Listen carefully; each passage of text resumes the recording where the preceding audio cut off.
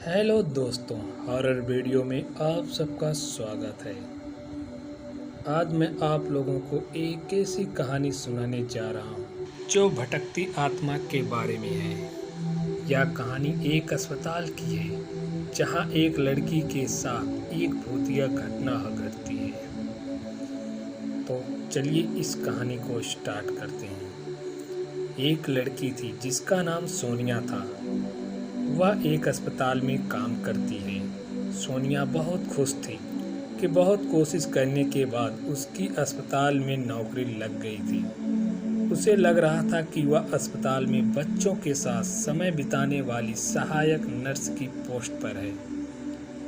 लेकिन उसे इस बात का नहीं पता था कि उसे एक बहुत ही खतरनाक काम मिला था। वह नाइट शिफ्ट पर काम करती थी और अक्सर रात के समय अकेले ही जगह जगह चक्कर लगाती रहती थी। एक रात उसने अचानक एक कमरे के बाहर अपने सीनियर नर्स के साथ एक मरीज को खड़े देखा। तो सोनिया अपने सीनियर नर्स के पास चली गई और उससे पूछा कि ये मरीज आपके पास क्या बातें कर रहा था। सीनियर नर्स ने सोनिया को बताया कि वह मरीज एक अजीब घटना के बारे में बता रहा था। उन्होंने सोनिया को बताया कि उस मरीज को रोज रात को एक लड़की दिखती है और उससे बात करती है। उस मरीज ने सीनियर नर्स से उस लड़की के बारे में बताते हुए कहा कि वह बहुत ही अजीब थी। उसके आंखें जली हुई थी और उसके हाथ बहुत ही काले थे। सोनिया को इस बात को सुनकर बड़ा आश्चर्य हुआ और सोचा कि शायद यह मरीज पागल हो गया है या फिर उसे भ्रम हो रहा है। रात के करीब 11:30 बजे सोनिया अपनी नॉर्मल चेकअप के लिए वहीं जाती है जहां वह मरीज था। वह उस कमरे के बाहर खड़ी होती है और उसे लगता है कि उसे कोई देख रहा है। उसे अनुभव होता है कि उसके ऊपर कुछ ठंडा हवा का झोंका चला आ रहा है जो उसके हाथों को छूता है। उसे लगता है कि वह अब बेहोश होने वाली है, लेकिन फिर वह अपने आप को संभाल लेती है। फिर थोड़ी देर बाद उस कमरे की खिड़की से एक लड़की आते हुए दिखाई देती है जो सीधे उसे ही देखती हुई उसकी तरफ आ रही थी। सोनिया उसको देखकर एकदम से घबरा जाती है।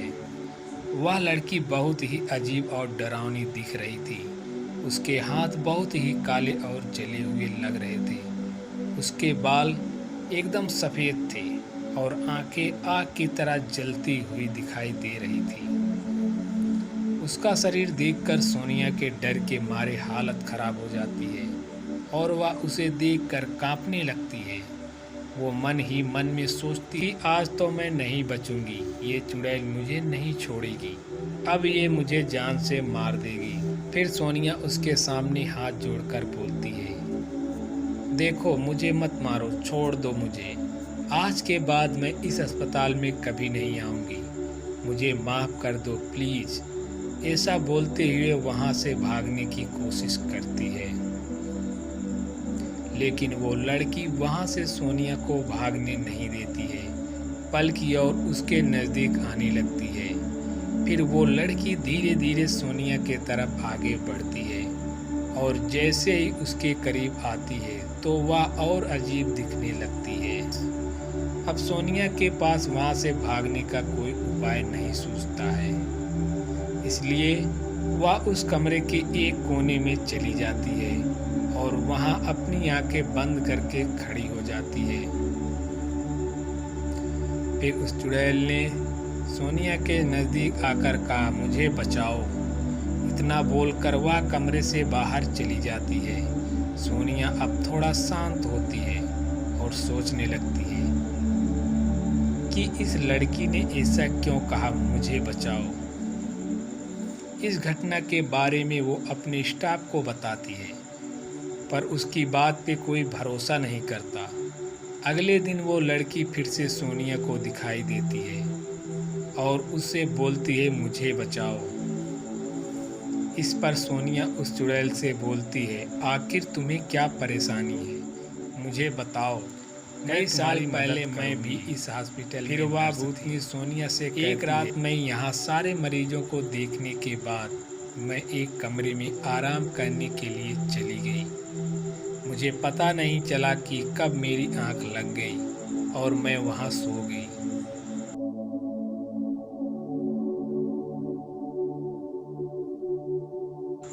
कुछ ही देर में पता नहीं कैसे वहाँ आग लग गई और मैं वहीं जल के मर गई। हॉस्पिटल की बदनामी ना हो, इसलिए हॉस्पिटल वालों ने इस बात को बाहर फैलने नहीं दिया और मेरी लाश को हॉस्पिटल के पीछे ही दफन कर दिया।